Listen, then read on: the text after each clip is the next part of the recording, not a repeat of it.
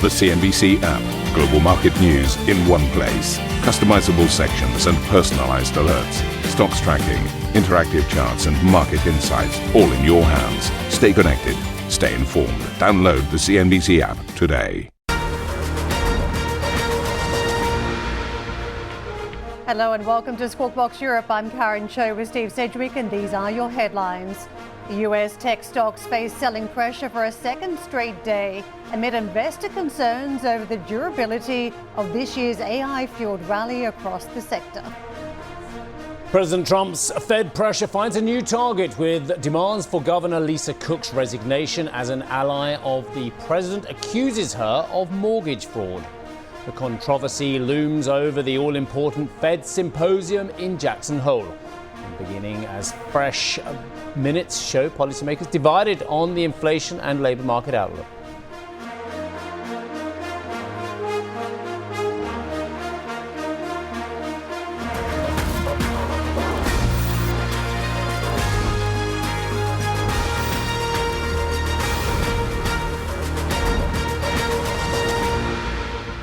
We're going to take you straight to US markets this morning because we are again watching this tech sell-off, the AI hype. There's been a lot of questions around whether a bubble had been forming in technology stocks. Don't forget, on the back of earnings season, I would argue there was a glimpse of that anyway. If you looked at the Amazon response when it reported about 3 weeks ago, there was concerns whether the capex was too high given the sort of returns and whether it was crimping profitability for that stock. And it was punished at the time. Elsewhere, other companies, the likes of Meta, Microsoft, they got away with it because the revenue growth was so strong in other areas, but also the AI story was powering cloud, and that was why you saw still strength in some of these numbers. Now, if you take a look at the big name stocks yesterday in US markets, you could see the retreat. Microsoft down about 1%, Alphabet falling just over that amount.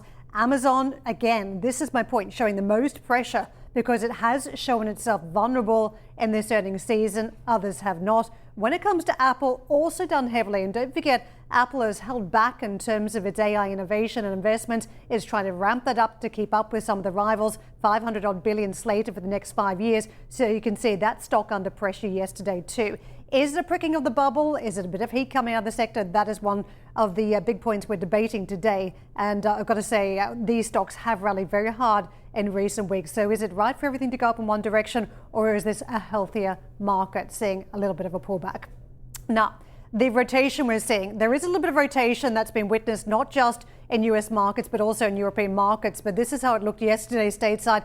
Energy stocks bouncing fairly decent, 8/10s plus. Consumer staples, we had a lot of a glimpse into what consumers are doing through the likes of Target and Lowe's yesterday. Early in the week, it was through Home Depot. And of course, as we count down to Walmart too, we're going to get a further glimpse in those behaviors. Healthcare names somewhat left behind, again, amid some of the uncertainty around changes to big pharma and policy around pricing of drugs in the United States. But that sector was higher and financials trading in the green.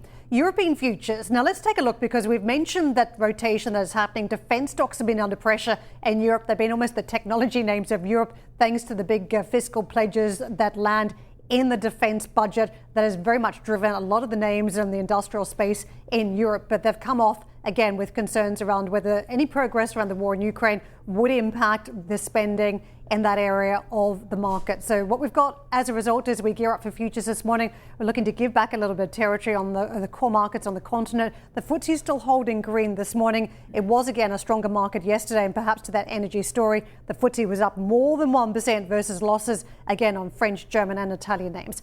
A quick look at the dollar. And the early trade this morning, I think one of the big stories is the independence of the Federal Reserve, what's going to be happening to the dollar in terms of interest rates as we get ready for the big headlines from Jackson Hole. And you can see euro dollar this morning slipping a little bit, dollar showing a little bit of strength here versus some of the major pairs and crosses, Steve. Karen, I was doing some other jobs yesterday afternoon working, and I suddenly turned to a headline in one of the big broadsheets in the UK. I was actually online, and it said, tech sell-off gathers steam, and I thought, oh my goodness me, are we down 4, 5, 6? Yeah, what's going on? And I'm like, is that it? Yeah. The headline writers, I mean, obviously it's there to get clickbait, I think we call it as well, to get real attention. But you quite rightly, by the way, said, is it just a bit of heat coming out or is it something more meaningful? And the truth is, we do not know. But this market has had the most phenomenal rally off the April lows, and the most phenomenal multi-year rally anyway of all those illustrious names you mentioned at the wall for the broader Nasdaq. I'll give you an example. Broader Nasdaq on the 8th of April was at 15,267. 15,200. You can all do this without looking. 15,267. It was last night was 21,000. It's rallied. Is that 50% roughly, give or take? I mean, it's had the most enormous rally. So absolutely, of course, any rally, and anyone who's been in the market longer than 10 minutes knows that any rally has breathers, it has pauses. We don't know if it's more of a meaningful sell-off. But then I was looking and I was thinking, well, if this is all about that MIT survey, then that's a bit silly as well. And funnily enough, there's a way better bit of copy than I could possibly do from Robert Armstrong in the FT. And he's talking about the sell-off as well. And his piece is called Sell-Off Non-Explanations as well. And he's talking about the MIT report that said 95% of AI spending has had zero return so far. But actually, that's the headline. But if you look into it, actually, it doesn't say that there's not going to be returns. It doesn't say that actually selling these products to people isn't going to generate productivity and what have you as well. And he makes the point, this is a perfect example, and I think this is what you were saying as well, of what happens when markets are expensive. Sub-markets wobble. And I think, and that's what we're seeing on AI. Yeah, I couldn't believe that a lot of the companies got away with it anyway, the amount of CapEx this time around in earnings season. It was enormous, but they got away with it because you saw the revenue improvements. That was Meta and it was Microsoft. To me, what was stunning in the overnight commentary was that Meta now managing the message around the hiring intentions. We've gone from a spree to somewhat of a freeze in terms of hiring, and it just shows how nimble Mark Zuckerberg has become responding to market conditions. You may recall a couple of years back there were concerns around CapEx spending too, and you saw I remember the multiverse, and not a lot's happened about that so far. But it was the same thing. It looked like it was hype, and then you saw a subtle change from Zuckerberg about those spending intentions. So well and truly ready to respond. But to the point, hype. Well, that's the problem. Sometimes it is hype. Sometimes it's a series of technologies that you've built previously that come together that enable you in a space like this. And I would say convergence of technology is a AI big now, thing. though, Karen, and it was all hype. But to the point now around the MIT, and if I can just push forward to that, I mean, if you think about where the bulk of spending around AI has been, it's building these scaling options, factories, AI factories of the future. It's like saying, well, I just managed to built a very expensive building and no tenants have moved in. Of course it was expensive. Of course it's not yielding anything yet because nobody's moved in. The lights are not even switched on just yet. That's the building phase we're in, and it's expensive, and that explains why. Super. And let's push on to another big story this morning, and that is the Fed. President Trump is reportedly considering firing Fed Governor Lisa Cook unless she resigns after publicly calling for her resignation. That's according to a report from the Wall Street Journal, which comes after following allegations raised by one of Trump's allies, Federal Housing Finance Agency head Bill Holt, who is of accusations of mortgage fraud. Holt alleges that in 2021, Cook tried to get mortgages on 2 properties in 2 different states, while claiming both were her primary residence, saying he has since referred her to the Department of Justice. In a letter, he accuses her of falsifying bank documents and property records in order to get more favourable terms on loans. Holt, who has pushed for Chair Powell to step down and has pursued mortgage fraud referrals against other political opponents of the president's, has offered a screenshot of 2 sets of signatures on his X feed as evidence of his claims.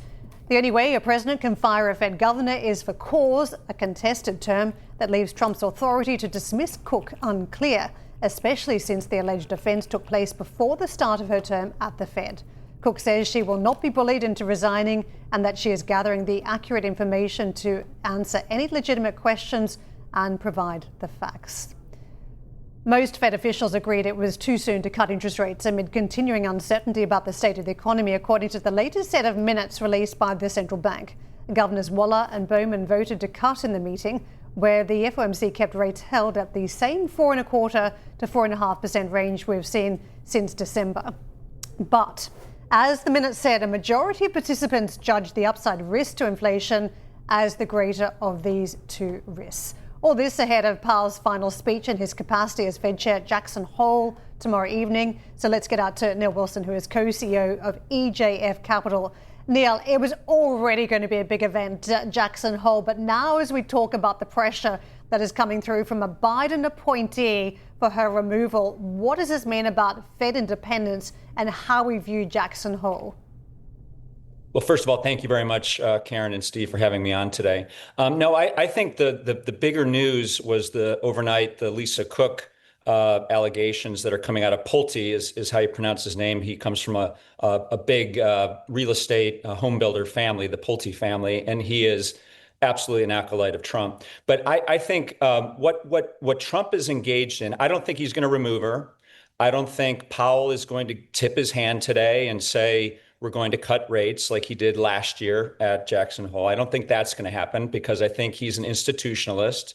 I think he believes that it's important for the Fed to be independent. But what Trump's engaged in is, I think, a somewhat effective psychological warfare.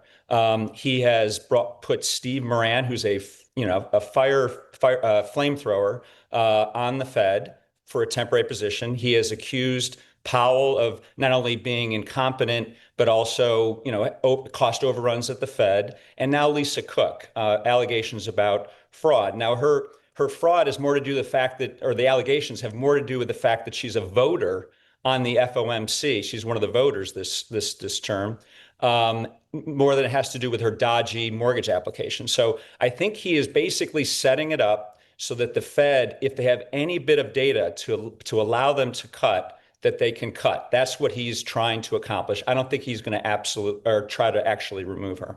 Yeah, let me just push back around that. When it comes to the mortgage fraud investigations, they've been used by the Trump administration before to go after other so-called political enemies. There's a couple already stated from James, the Democratic New York State Attorney General, who's pushed back and denied the allegations, and also Adam Schiff as well. So there has been history here in terms of the Trump administration going after people for this particular type of mortgage fraud. Number two, Cook is one of three Biden Fed appointees whose term extends beyond the tenure of Trump's time in office. So any change here would help try and skew the deck towards Trump appointees. Isn't that significant?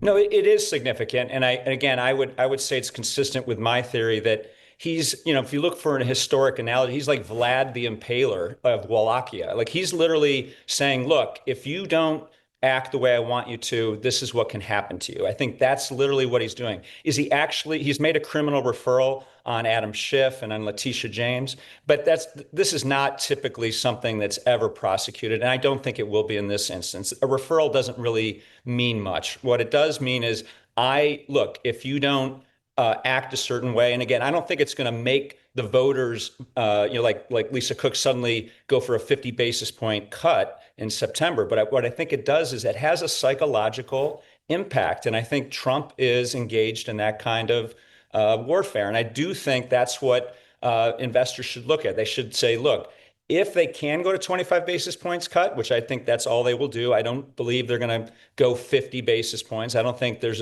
too much dissension on the Fed, on the FOMC. But I think if there's any data that comes out between now and September, that's going to be the better indicator than what Powell says in his speech tomorrow. I think it's going to be the non-farm payrolls, the CPI prints. Today, you have initial jobless claims. You have the August PMI, existing home sales. I think if this data just constantly comes in heading that you have a lot of inflation, and weakening in the labor market, I think that will allow the Fed to go down 25 basis points. I've got one short question and one long question. I know you're going to know the answer to both of them. You've got to fill in the gap. You've got to fill in who the individual is, because I'm sure Mr. Pulte would want to know about this as well. So-and-so must pay nearly $355 million to New York State for lying about the values of his property, a judge has ruled. This was in 2024. So I'll say it again for our viewers. XX, whoever that person is, must pay nearly $355 million to New York State for lying about the values of his property. Wow, I'm sure Mr. Pulte really wants that person, whoever it is, out of their job, because that's outrageous. It's not an accusation, Neil. It's proven that a judge has said this person lied and must pay money. Do we know who that person is, Neil? Of course, it's DJT, Donald J. Trump. But Steve, you're looking for consistency in politics, and that is certainly not the watchword of politics. So I think this is just again, it's a media campaign to send a message, and I don't think that there's going to be an actual prosecution. No, for sure. Okay, tell me about this tech sell-off. I've been a bit dismissive of it so far because I think whatever you think about the tech sell-off, the rationale for it being that we don't think AI is profitable yet. Of course, when you're in investment stage, of course it's going to be very difficult to find the profit straight away. But having said that, the copy's right. Valuations in tech are still quite fruity, aren't they, Neil? They are. I think at EJF, we're big believers that AI is a revolution. It will make a difference. There will be efficiencies. I think buying on the dip makes a lot of sense for the Magnificent Seven. And I think elsewhere, if you're looking for things to do, I mean, if you take out the Magnificent Seven, the U.S. stock market's actually not that frothy outside of those names. And so that shift of value makes sense. And I do think the glide path, whether it be in September or October or December, there's going to be some rate cuts. And so I think the rate sensitive names like home builders, REITs, those are interesting over the course of a longer medium term. Neil, how choosy do you have to be around some of the AI winners? Because if Trump is going to step in and help out the AI losers, namely Intel, can you just buy a basket of stocks? No, I think that's always a prudent thing to do, is to buy the basket of stocks. The other thing I'd point out that's been getting a little bit of press, but not much, is that Jackson Hole symposium is starting today, of course. But there's the blockchain symposium that's been going on, and both Christopher Waller, Fed member, Michelle Bowman, Fed member. These are Trump's favorites. They're Trump appointees. They have a very good chance to be the new chair come May of next year. That symposium is telling you stablecoin and names around that space are quite interesting. And the prominence it's not by accident they're in Jackson Hole. Let me just put it that way. Oh, interesting. Neil, thank you for flagging that for us. Neil Wilson with us, co-CEO of EJF Capital. We're going to hear from Kansas City Fed President Jeffrey Schmidt at 12:30 London time as Fed policymakers gather at the Jackson Hole Symposium. And we've been keeping an eye on what President Trump has been adding to his portfolio. Take yourself on over to the CNBC website.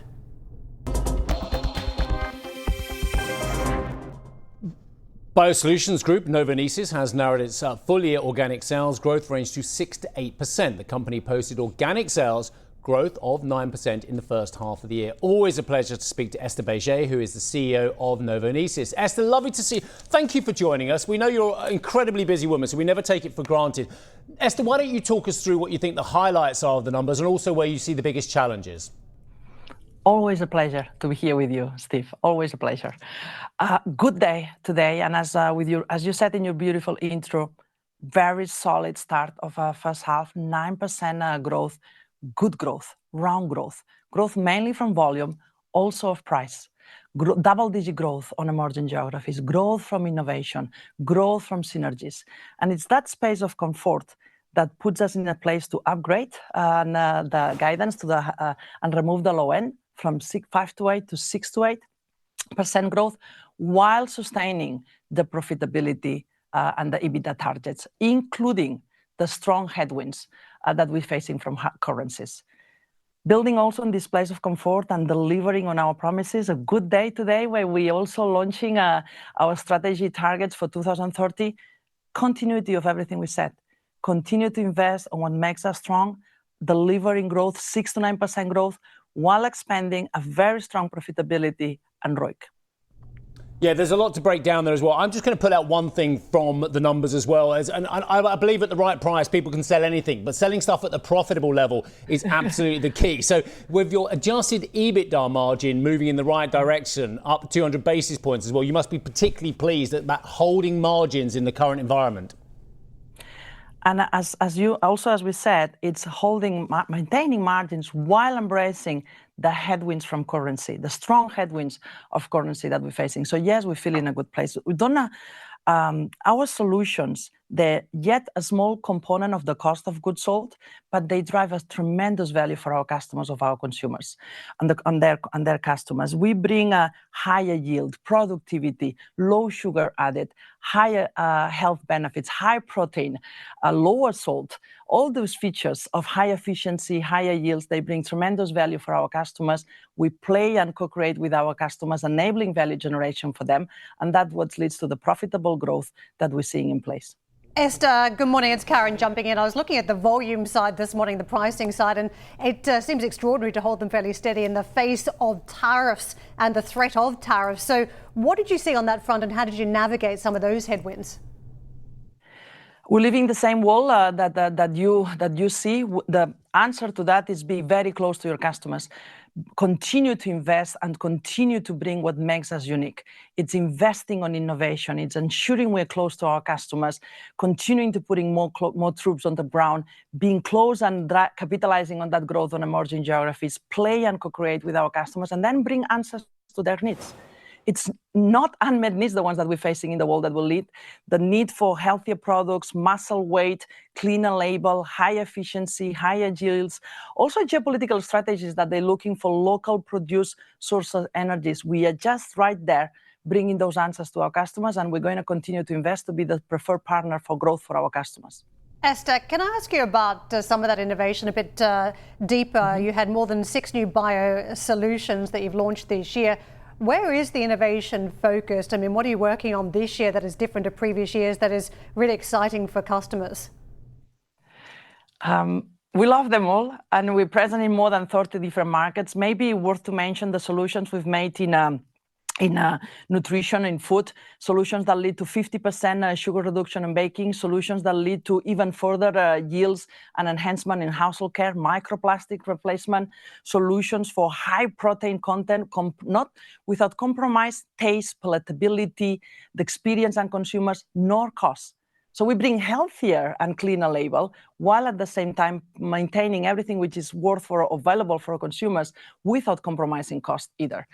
It's a broad range, and also investing for solutions of the future. We're investing in platforms such as bio processing aids for biopharma, helping and bringing solutions we're not pharma, but we're bringing solutions for the biopharma industry to lead to higher yields and efficiencies.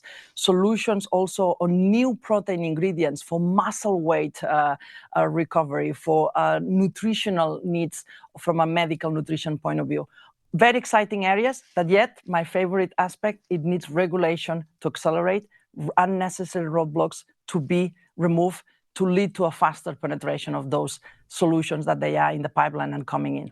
Esther, you had both Karen and I with our ears pricking up when it said microplastic replacements as well. It's the bane of everyone's life, in the planet's livelihood as well. Let's talk about that regulation. And again, you've teased it up. I know you feel very passionate about it. We've all spoken about it on many occasions as well. Europe Talks a good book. Is it doing anything about those regulations?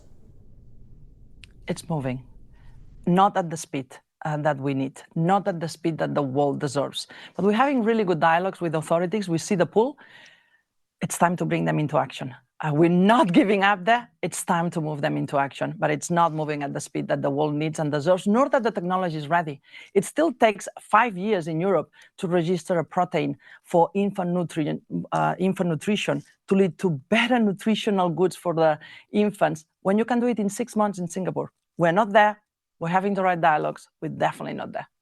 Esther, let me ask you about AI. A lot of companies leaning into it. You've had a couple of acquisitions in recent years, so you could be excused for focusing on betting down those acquisitions. But what is the focus when it comes to AI for you from here? Is it extracting any cost savings, and is it a revenue builder for you? We're not looking for excuses at all. We are fully embedded in AI. We have been, since a while, it's core to whom we are in R&D. We have been embracing AI, and it's part of whom we are in our technology and the way that we operate for years. Just to put you an example, a few years ago, you would need close to 1 year of lab data to predict the surface of a protein, which is the one that drives the performance. Today, with AI, you can do this in seconds. That technology is embedded home, and we bring it and leverage across the way that we design the strains, the way that we bring them up to scale, and the way that we predict their performance.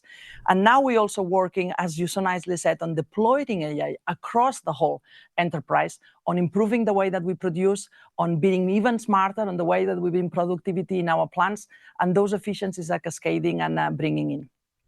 We're living in a world where one person and their policies tend to dictate a lot what's going on, trade flows. Esther, how is the tariff war and concerns about more tariffs or oscillating policy affecting your business, the tariff oscillation out of the United States?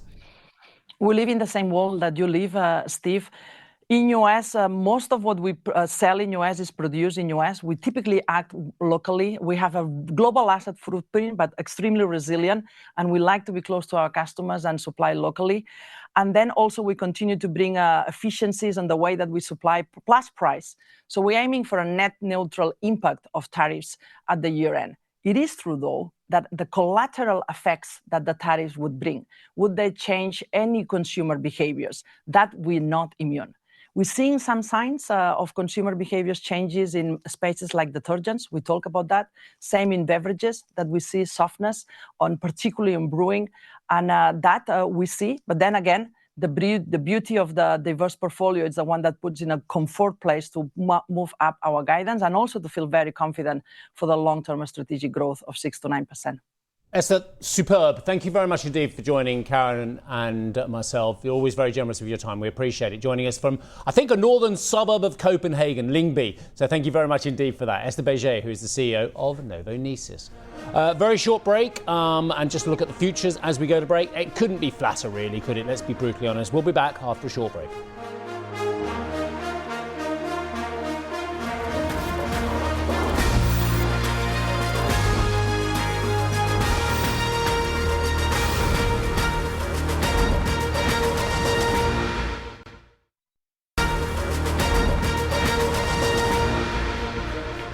Welcome to Squawk Box Europe. I'm Karen Cho with Steve Sedgwick. These are your headlines.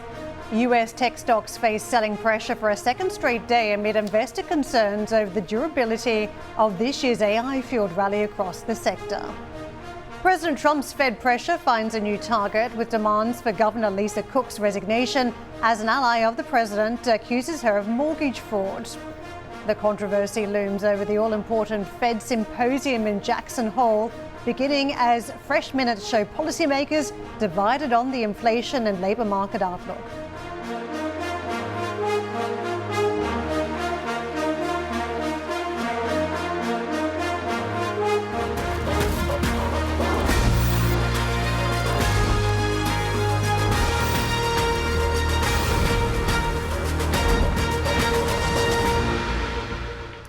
More weakness cropping up in the technology stocks yesterday as investors continue to question the amount of capex spending on AI. Don't forget, we've already rolled off the back of show and tell season for a lot of these big technology names where we've heard, yes, capex is stepping up again. Some companies are able to justify that given the revenue profitability is still intact. Others struggled even during earnings season, but now some of the concerns catching up the sector more broadly. And don't forget, we're still waiting for Nvidia to report. So the market, you could see the pullback very much concentrated around those technology names, but by percentage terms, fairly modest to the downside still after what has been a fairly stellar trading couple of weeks for the technology stocks. So NASDAQ off about 0.6 plus, a quarter off the S&P 500, but the Dow still perched higher. And don't forget the focus for markets too, still around a lot of the consumer stocks. We had Home Depot out already early in the week, and of course the likes of Target and Lowe's.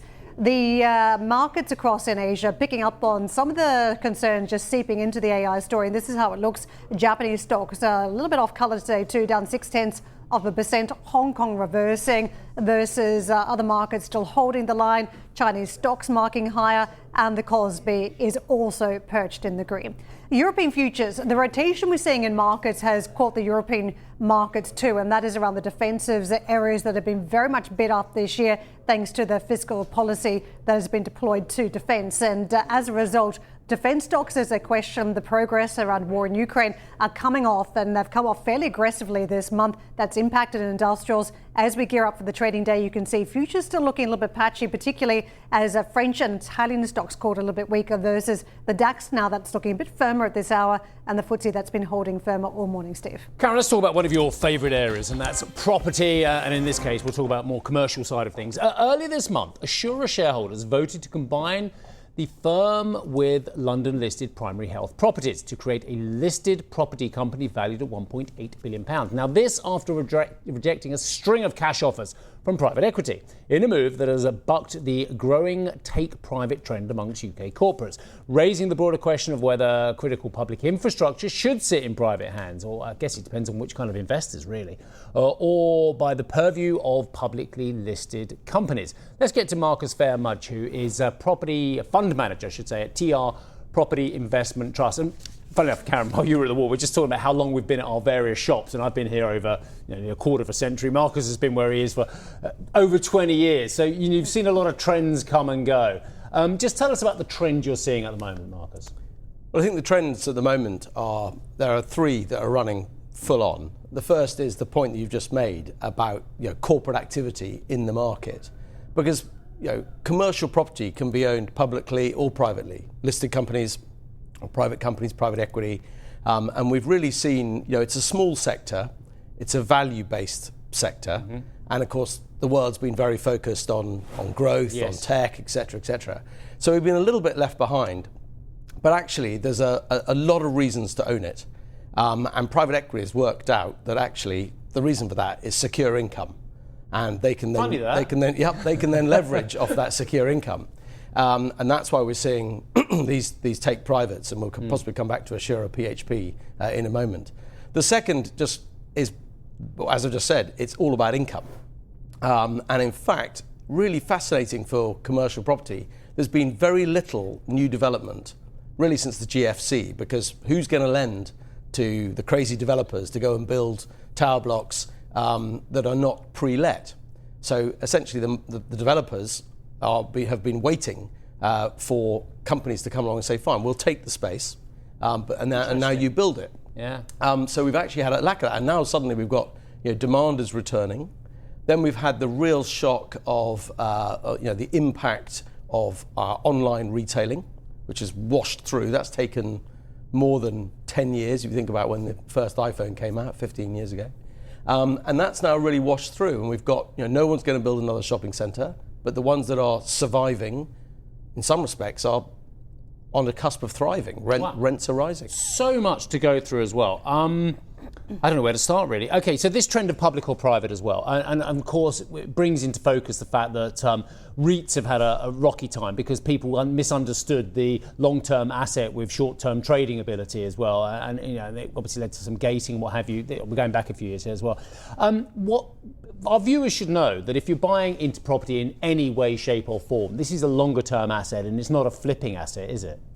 That's true, but the great thing about listed real estate companies is if you want to play the market and you buy a share that's trading on a 30% discount and you think it's going to go to a 20% discount, you can be careful to say listed real estate companies there rather than actually the funds themselves. Yes, absolutely. So for us, it's my fund, TR Property Investment Trust, invests in these listed companies.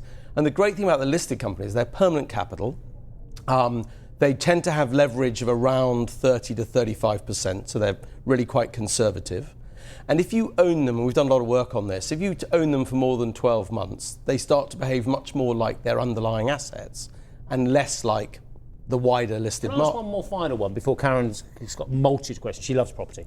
But do I believe the NAVs of the listed property? I remember a conversation, I swear not, Karen, in the pub in the early 90s with an analyst. He was a mate of mine. I think he was an ABN AMRO at the time. I think he's a builder now.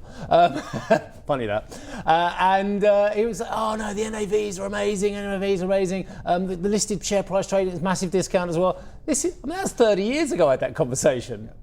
I'm afraid that NAV standing for net asset value for your... Or whatever the acronym is now. It's changed a bit. Yeah, well, it's now NTA, so net tangible asset. But essentially the problem is that is an independent number produced by a firm of surveyors who are looking backwards at historic evidence. So on the way up, they're going to be behind the curve, and on the way down, they're still going to be too high. And that's a fact. And the market factors that in. So in our view, but there are moments where on the way up, the valuers are behind, and you've got moments when your shares trade at premiums to asset value because the stock market's quite right. It says the NAV is going to catch up. Yeah. But we're in a period where there's been less evidence out there. And yes, we are trading, the UK listed space is trading at 27, 28% discounts. That is too wide, but we're not suggesting it should trade at par.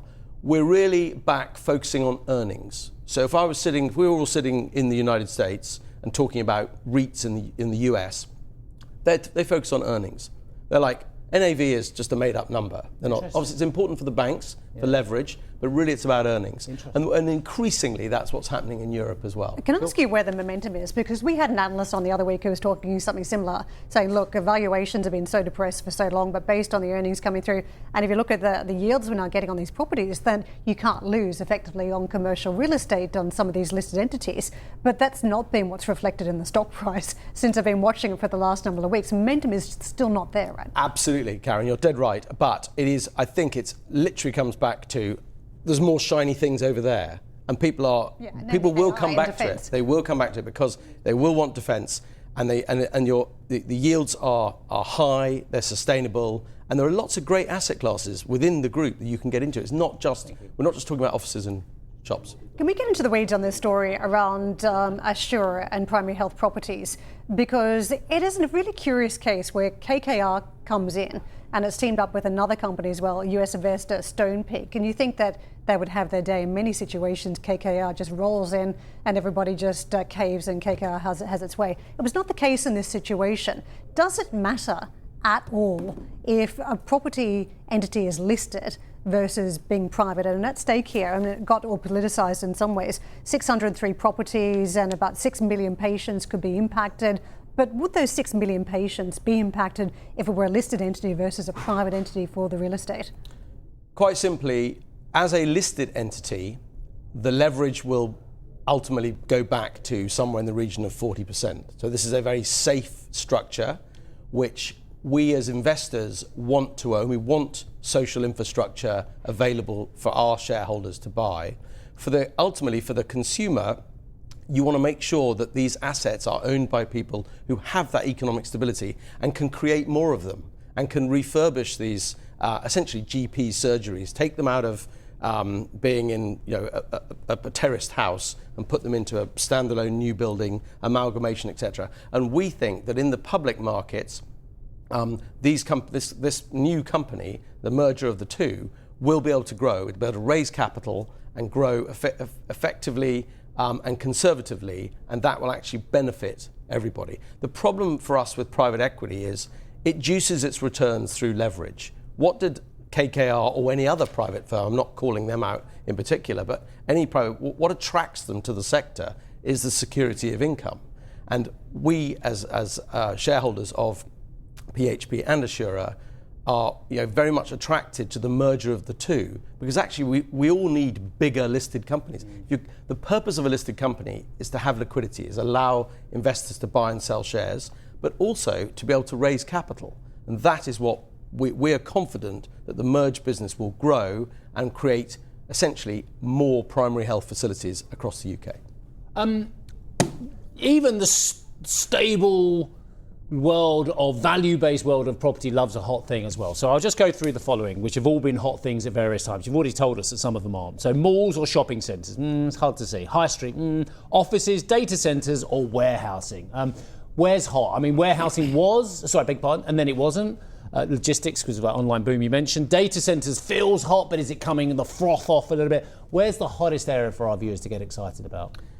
Well, I not mentioned it. Well, I think what we're calling ultra-urban logistics. Oh, what on earth is that? This is UUL, yeah, it's a new acronym, yeah? This is all about, if you take, it doesn't matter which big city you're talking about, but let's focus on London. Yeah. London has lost, over the last 30 years, about 40% of its industrial space. This is central London, Greater London. Loving the cleaner air. Yeah, well, absolutely. but because ultimately, you've got a shed, single-story building. For a developer, the alternative use for that site is multiple, particularly if you can stick things on top of each other. It is as simple as that. The land value becomes greater.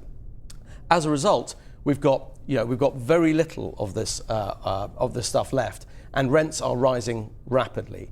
Data centers are here to stay. The froth is coming off in as much as you do need power. So if you've got the power, then the hyperscalers will continue to develop. Maybe not at the pace the market thinks, but it's very much going to be a feature for a long time. Other markets that we like and are growing, self-storage, Again, we're all keeping this stuff. Why we should throw it away, but we're not. Yeah, but if the blooming property developers built bigger houses, we wouldn't all need self-storage. Yeah, I've seen some of these new room, builds. It's the new builds, though. It's dreadful. Anyway, sorry. Yeah, walk-in wardrobe, you got one more?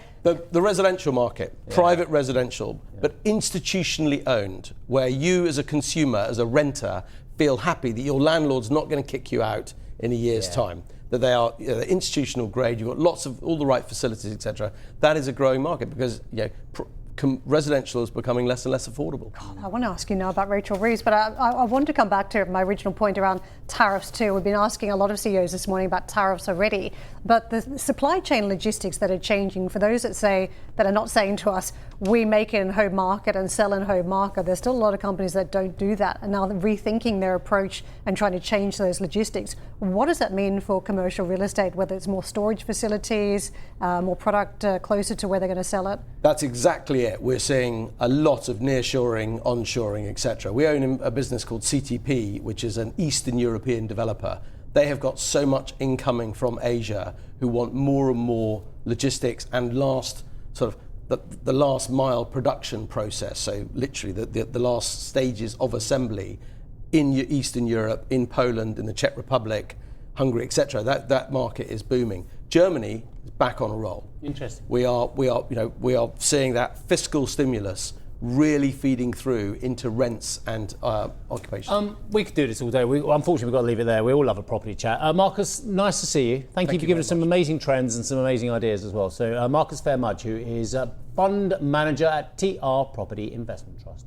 Let's push on. China has reportedly restricted sales of NVIDIA's custom AI processor after it found comments by US Commerce Secretary Howard Lutnick insulting. Who would have thought? Now, according to the Financial Times, Beijing worked to downsize orders of NVIDIA's China's specific H20 chip after Lutnick said the US did not sell their best technology to China, and added he wanted Chinese developers to, quote, get addicted to American technology. In fact, we saw this very quickly off the bat, that China was asking these companies on the ground to justify why they were placing orders for Huawei, for NVIDIA instead of local like Huawei. Now, Google has announced a new lineup of its Pixel smartphones, touting more advanced AI features that let users to do multiple tasks at the same time. The announcement comes just weeks before rival Apple is due to unveil its new iPhone models. Let's get to Arjun for more on this. Arjun, the Pixel's always had very high specifications. That said, I always felt like it was a device to showcase the technology that Google had rather than to be a genuine rival. Yeah, that's absolutely right. And this event really was a showcase and more a bigger move for Google's own AI ambitions rather than about the devices themselves. As you mentioned, Google typically has launched these Pixel devices to show off to the world the best of Android. This is the best that the operating system can do.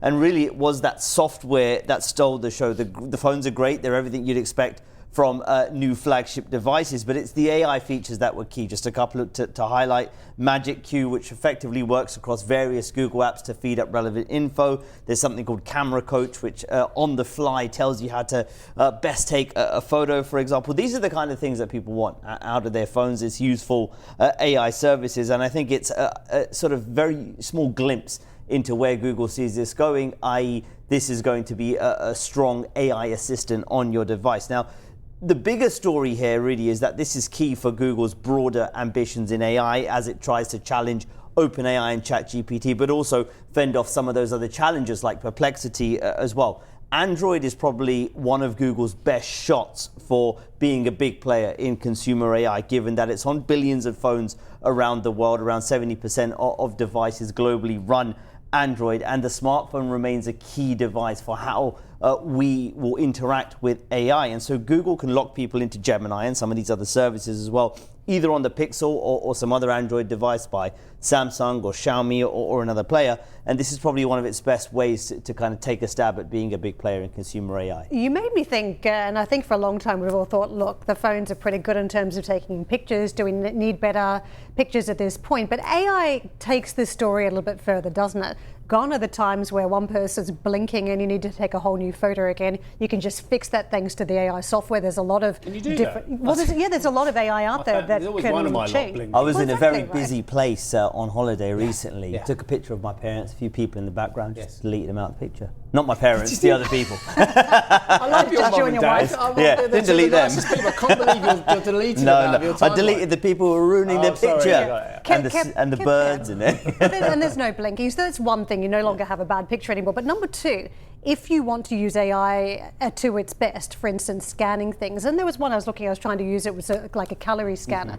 The feedback, the criticism was so strong that there was no difference between the size of what was on the plate, the portion. So it takes you back to the camera. The strength of the camera was the enabler for some of the AI technology, right? If you're going to be scanning things and using AI to determine outcomes, then the picture has to be very strong to get the accuracy in the AI. Yeah, the picture needs to link up with the hardware, needs to link up with the software and these AI tools. And I mean, again, on this holiday, there was a flower, I didn't know what it was, scanned it, and it was able to tell me what that was. So these are some of the features, I think, as we think about Google's strategy more broadly around search and how search will evolve. Yes, it's around us searching on browsers still, but it is also talking to AI assistants, taking pictures. That is part of search. But I think the big question is, how will Google monetize all of that?